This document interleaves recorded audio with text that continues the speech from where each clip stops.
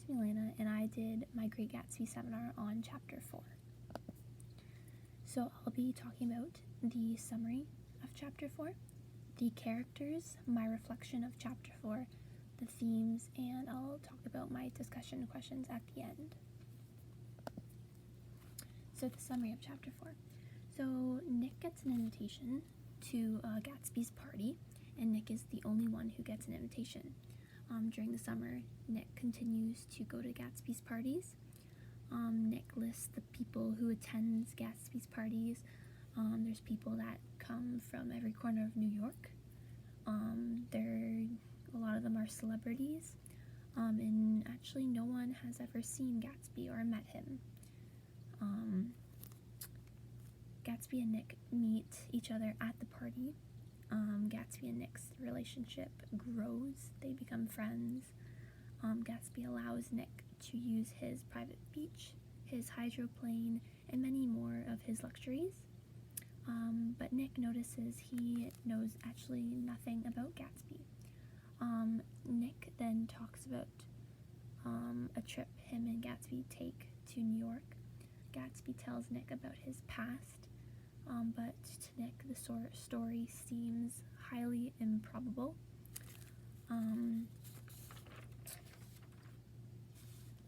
Gatsby explains he's the son of some very wealthy people from the Middle West. He says that they have all died. All of his family has died. He was brought up in America but educated in Oxford because all his ancestors were educated there. It's like a family tradition. And after his family died, he ran into a great deal of money. He lived like a prince in all the capitals in Europe, and he then became a war hero, he explains, single-handedly defeating the German army. Then Gatsby takes Nick to a secret bar in the back of a hair salon, where Gatsby introduces Nick to his business associate, Meyer Wolfshire. Wolfshire has a very questionable past due to gambling and other illegal activities. They run into Tom and Nick. Nick introduces Gatsby, but Gatsby seems very unsettled to meet Tom. Then Nick gets told by Jordan that before the war, Gatsby and Daisy had a passionate love affair for each other. Gatsby wanted to marry her, but her parents were against it because he was poor. When the war ended, Daisy waited, but for some reason Gatsby couldn't return. We don't know exactly why. But Daisy met Tom and was quickly engaged to Tom. Daisy got a letter the morning of her wedding. It tore her apart. She was crying, upset, and she wanted to actually stop the wedding, but she was kind of forced to marry Tom. Her mother kind of was forcing her to pull it all together. Gatsby moved across the bay from Daisy, hoping to impress her with his wealth, and he was hoping she would attend one of his parties, but she doesn't. Gatsby explains he's the son of some Gatsby asks Nick to set up a lunch with Daisy where he can reconnect with her. Nick is confused on what to do, but then he actually tells Gatsby he will do it. They will have like a tea date, he says. Gatsby then tells Nick he runs a small business on the side.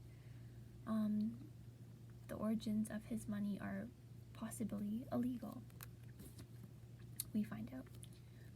Nick fears this and is split on his feelings about Gatsby. There's a combination of admiration and disgust for Gatsby. It turns out Daisy was in love with Gatsby, but she chose to marry Tom for his status and his wealth. So for Daisy, wealth and status is more important than love, we kind of find out. And this is perhaps why Daisy stays with Tom despite his abusive behavior and many affairs he's had. So next is the characters. So Nick, the narrator of the novel, he's bright, insightful, and he decides to move to New York from the Midwest to become a bond salesman. He's portrayed as honest and fair. Daisy is his cousin, and they seem to get along very well. Nick grew up in the Middle West in a wealthy family. His family made their money from a wholesale hardware business his grandfather's brother began. He attended Yale like his father and then fought in World War I. We later find out because the whole story is told through his perspective. He is a narrator who doesn't always tell us the truth about what's happening. So we don't know much yet about that, though, in this chapter.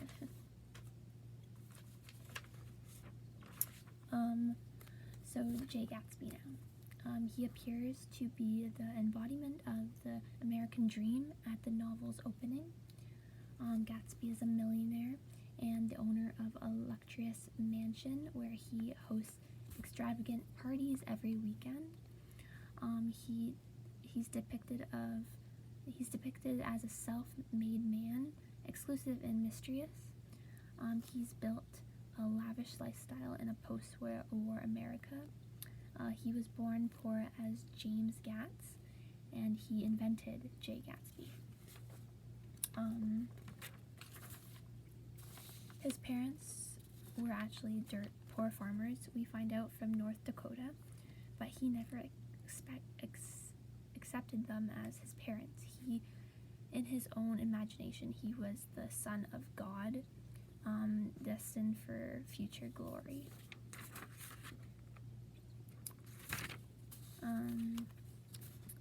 He keeps his origins a secret and he presents the public only what he wants them to see. This leads to speculation and rumors. The entire focus is on building his wealth, power, and prestige in an attempt to make himself worthy of Daisy.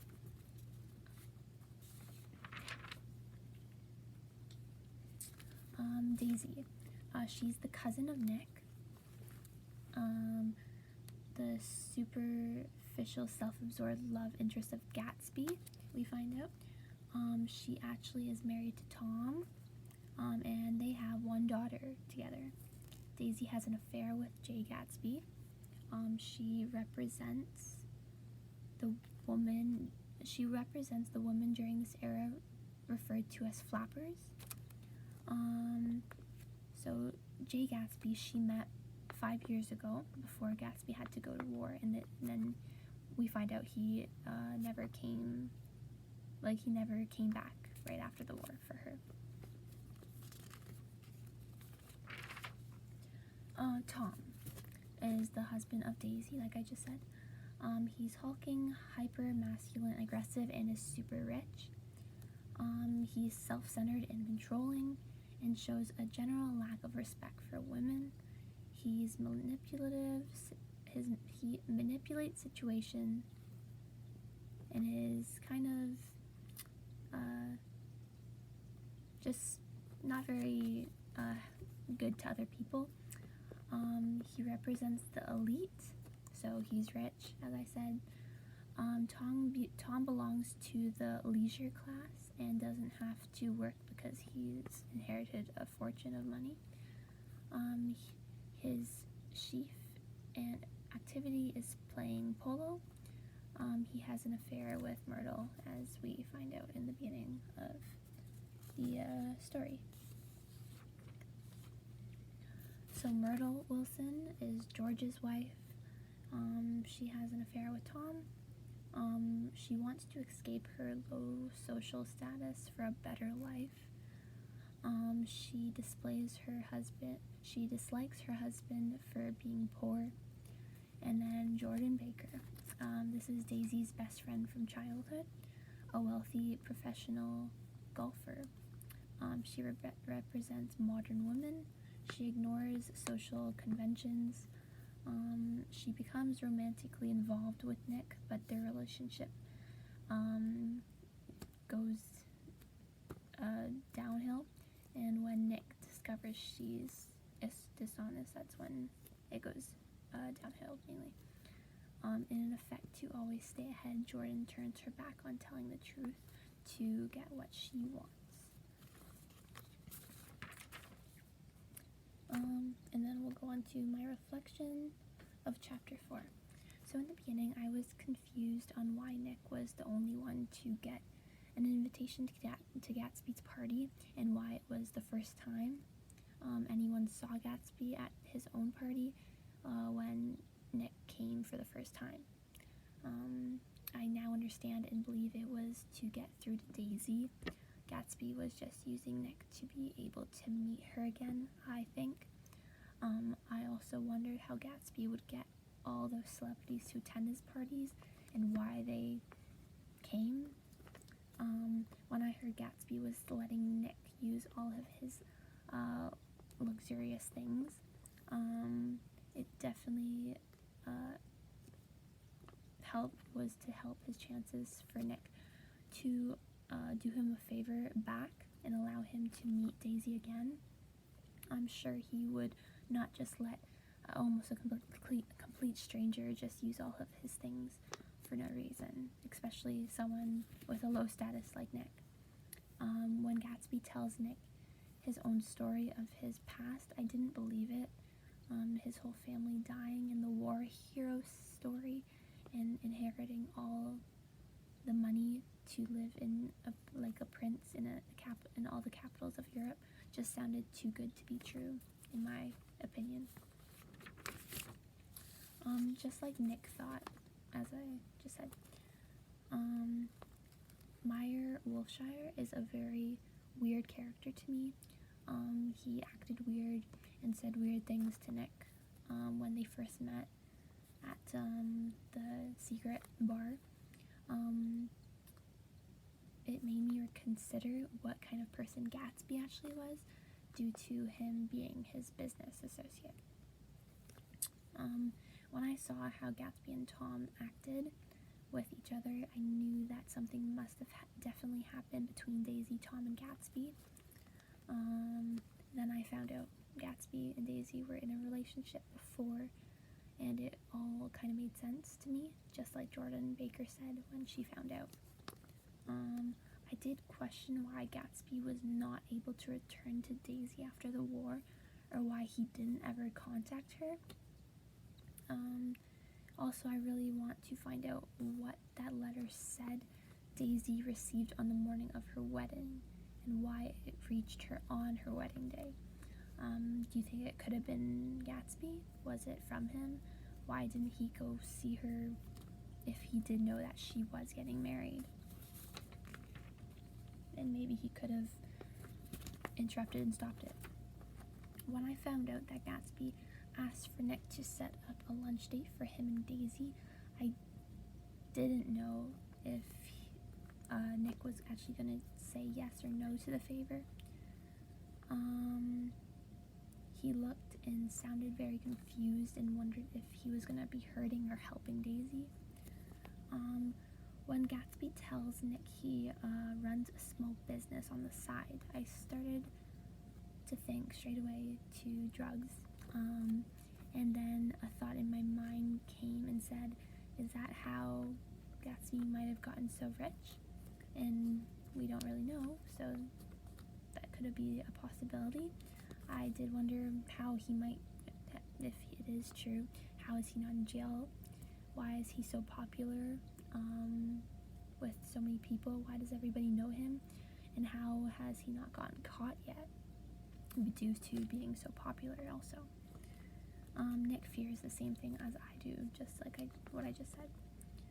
I did wonder why Daisy chose to marry Tom. She doesn't look or act like the type of person to only care for status and wealth, but it looks as she really only does care for this, and it is super surprising to me. And then let's go to themes.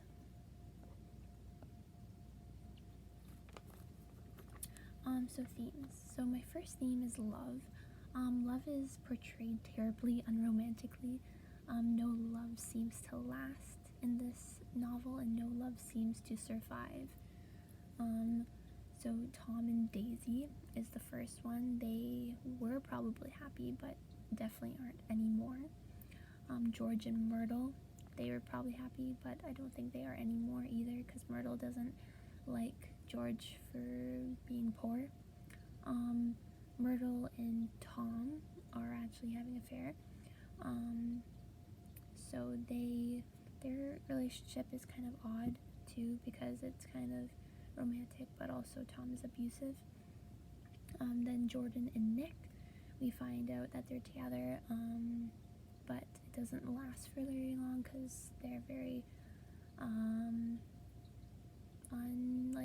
just very dishonest with each other. And then Gatsby and Daisy are our main pretty much theme there for love. They kind of started the whole story off with Gatsby trying to find Daisy, I would say. Love seems like a unattained dream in the story. Sometimes the characters believe in that, but it never works out. My next one is wealth.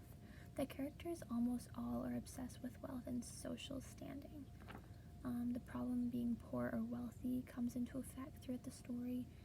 Hurting relationships is a problem because of this. Dissatisfaction and also making other people happy is also part of this, because Gatsby wasn't wealthy and Daisy couldn't marry him because of that. Also wanting to have money even if you're not happy with the person that is wealthy.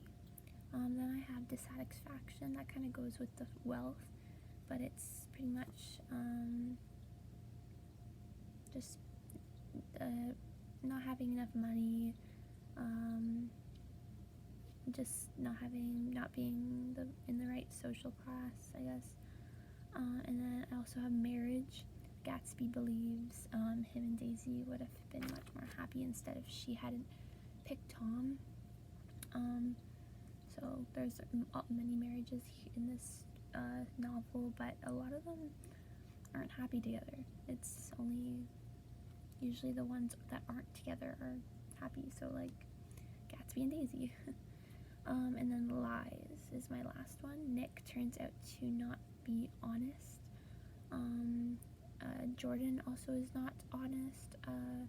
I haven't found out all of them, but many other characters are not honest in this story, I think. The Great Gatsby, I believe, is built around lies, this story. There are many lies. And then my discussion questions. So I said, and I asked these in my reflection, I said, what do you think the letter said that Daisy opened on the morning of her wedding day? Who do you think it was from? Why does it reach her on the day of her wedding? Could it be from Gatsby? Why didn't he go see her if he didn't know about the wedding? Is Gatsby rich only because of his small business on the side? How is he not in jail? Why is he so popular? And how has he not gotten caught yet? That's my presentation. Thanks.